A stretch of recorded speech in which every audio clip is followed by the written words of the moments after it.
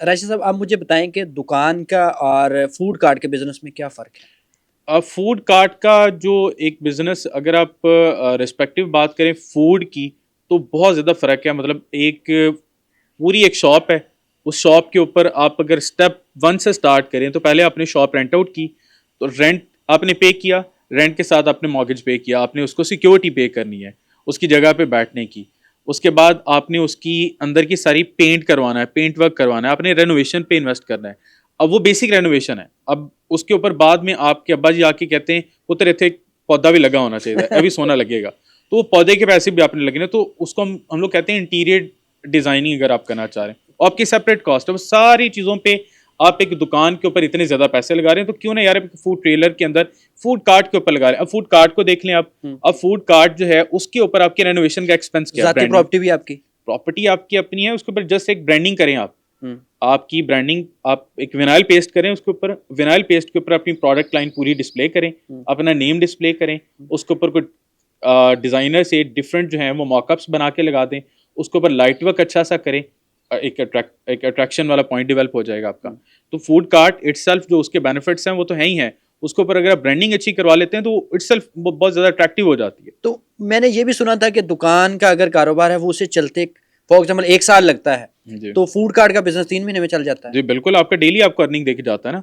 आप एक जगह पे किसी मतलब आप आपके लिए पॉइंट स्पेसिफिक नहीं है, आप टारगेटेड नहीं है, आप एक जगह पे नहीं है, आपने लाजमी नहीं है कि एक जगह पे खड़े होकर बेचना है। हम्म। आप दिन में 3 ऑप्शन है आपके पास। आप सुबह का नाश्ता किसी जगह पे ऑफर कर लें, हम्म। आप दोपहर का जो है लंच किसी को ऑफर कर दें, अब रात का डिनर जो है वो किसी जगह पे ऑफर कर लें। रात को लोग ज्यादा बाहर खाने के लिए सही निकलते हैं, बात है। तो आप दोपहर को ऑफिस वालों को टारगेट कर लें। हम्म। मॉर्निंग में आप किसी फैक्ट्री वालों को, किसी ऑफिस वालों को टारगेट कर लें। हम्म। मेरे जैसे लोग जो हैं वो घर बार फैक्ट्री सारा कुछ होने के बावजूद सुबह नाश्ता नहीं करके आते हम्म। और देख रहे होते हैं रास्ते में कहीं जाते हुए कहीं से कुछ पकड़ लें। तो आपने किसी जगह पे कोई सेटअप लगाया हो तो बहुत सारे तो बहुत अच्छा बिकता है। इसमें सर खास क्यों लोग इस तरफ क्यों जा रहे हैं, दुकान छोड़ के ऑन व्हील क्यों आ रहे हैं इतना ज्यादा? देखिए दुकान पे अगर आप एक मार्केट स्पेसिफिक हो जाते हैं ना, आपने एक मार्केट के अंदर दुकान बनाई है तो मार्केट ओपन ही शाम को होनी है, हम्म। मार्केट दोपहर को ओपन होनी है। वहाँ पे आपने क्रीम ब्लॉक की बात की, क्रीम ब्लॉक में लोग आते ही शाम को हैं, हम्म। शाम को 4 बजे के बाद, लग से 3 बजे के बाद भी आते हैं।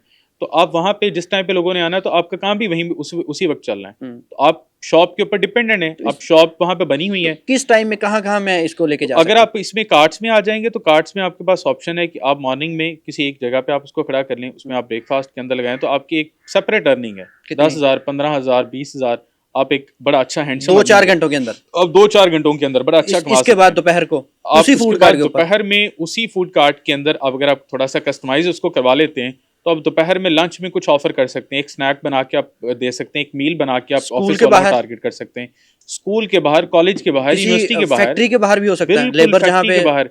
अगर आप सिर्फ लेबर को टारगेट कर लें ना, फैक्ट्री एरिया को टारगेट कर लें, तो आपका दाल चावल, आपके राइस की डिफरेंट कैटेगरीज, इस तरह की जो चीजें हैं वो आपकी बेतहाशा सेल होती हैं। अब आपको वहाँ जो पे 2 स्टीमर भी कितना लगे कमाया हैं, जा सकता है बड़ी आसानी से आप 10 से 15 हज़ार रुपया तो कम से कम आप कमा सकते हैं दोपहर के टाइम? अब दोपहर के रात टाइम की पे। बात बिल्कुल, करता हूँ, रात रात में। को तो फिर आपके पास बेतहाशा ऑप्शन है जी। रात को तो आपके पास कस्टमर ही बहुत ज्यादा है, फुटफॉल पैदल चल के कस्टमर सूप। खुद आपके पास। और अब रात में अगर आप आते हैं तो रात में आपके पास, सर्दियों में आप बात करें तो सीजन वाइज अगर आप बात करें तो सर्दियों में आप सूप लगा सकते हैं, सर्दियों में आप फ्राइज ऑफर कर सकते हैं।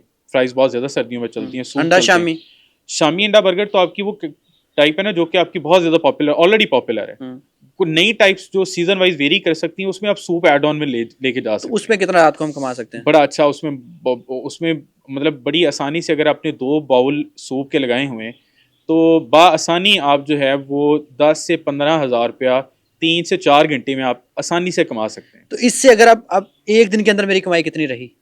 अब एक दिन में अगर एक बंदा जो है वो एक फूड कार्ट चला रहा है और वो अगर खुद भी नहीं चला रहा है, उसके साथ 1 या 2 वर्कर उसने रखे हुए हैं, तो एक दिन के अंदर बआसानी जो है वो 30 से 40 हज़ार 50 हज़ार रुपये तक भी वो एक दिन में जा सकता है, अगर आपको वो बिजनेस का माइंडसेट रखता है तो। अगर वो बिजनेस करना एग्जाम्पल जानता है है। आपके पास कोई? जी बिल्कुल, इसमें 2-3 लोग मैंने ऐसे देखे हैं, उनको हम लोगों ने कार्ड्स बना के दिए थे, तो उन्होंने हमारे पास क्या किया कि एक स्टीमर बनवा लिया हम्म। और स्टीमर के ऊपर पोर्टेबल हॉट प्लेट बनवा ली हम्म। और उसके अंदर एक पोर्टेबल बर्नर लगवा लिया।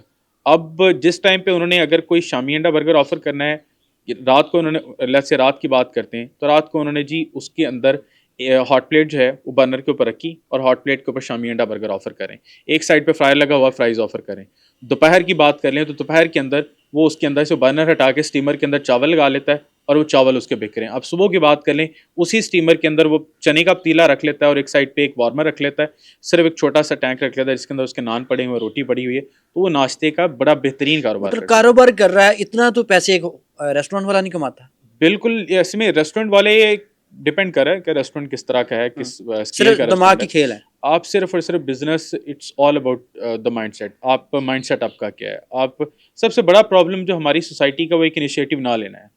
आप पड़े रहते हैं कि इनिशिएटिव ना लेने पे आप स्टार्ट नहीं लेते। मुझे बताएं कि हमारी सोसाइटी में लोग इनिशिएटिव क्यों नहीं लेते, क्यों नहीं स्टार्ट कर पाते? आप भी तो एक सॉफ्टवेयर इंजीनियर थे, आज आपके पास इतने बंदे काम करते हैं यही फैब्रिकेशन की प्रॉब्लम कंपनी है, में। यही प्रॉब्लम है कि आपने सॉफ्टवेयर इंजीनियर आप बन गए, हम्म। आप मैकेनिकल इंजीनियर बन गए। अब आपने अपनी रेपुटेशन, आपकी जो एक रिप्यूट है ना, अब उसको आपने बरकरार रखना है। वो बरकरार इसी तरह रह सकती है आप बड़ी कंपनीज में काम करें। सर वो रखता ही कोई नहीं है। अब आप बड़ी कंपनीज में सीवी लेके जाएंगे तो आप ये देखें कि आप भी इंजीनियर है, मैं भी इंजीनियर हूँ, हम कितना कितना टाइम अपने टाइम में खपे हुए हैं, अब लाइन में लग जाते हैं, सीवी आपकी पड़ी रहती है। सर वो सिक्योरिटी गार्ड उसके बाद ऊपर पकौड़े रख के खा रहे हैं, ये मैं कभी स्टोरी शेयर करूंगा। बिल्कुल बिल्कुल ऐसे है, और होता है, कॉमन स्टोरीज हैं कि आपकी सीवी का बाद में क्या बनता है वो तो बस नाम ही रह जाता है, सीवी के ऊपर लिखा नाम ही आपका रह जाता है।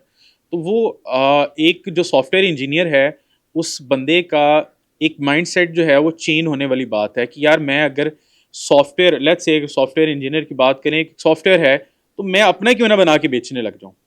तो अपना बनाना जो है वो एक बिजनेस का माइंडसेट है कि मैं अपना बनाना, कि मैंने अपना एक स्टार्ट करना है, मैंने किसी के लिए काम करना है, तो सिर्फ एक रेपुटेशन है जिसको मैंने थोड़ा सा बरकरार रखना है।